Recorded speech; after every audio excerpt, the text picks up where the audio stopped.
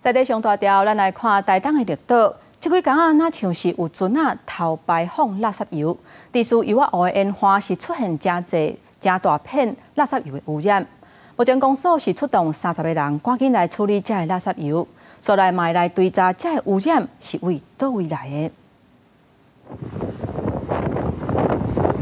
伫海外大桥顶面拢是真高真黏的乌油，台东绿岛东北方的油湖区域，测验方发现有真侪乌油，影响范围差不多50公尺。油轮啊，或是货轮啊，偷偷的倾倒这个废弃的那个油啊，休眠效果不彰，因为它因为泥固嘛，凿子把油污调到桶子里。差不多6、7年前抓到那一条油轮，然后离这个国际法。 然后可能有赔。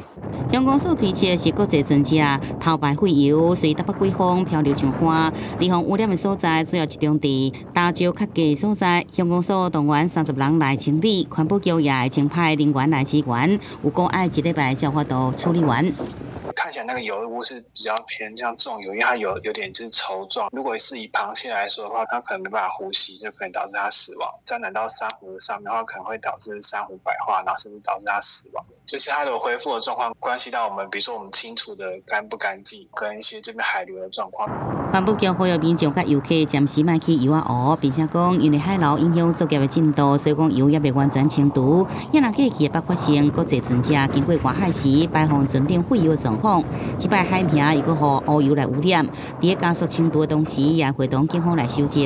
若查到相关造成污染的事实，会依照海洋污染防治法来办理。记者综合报道。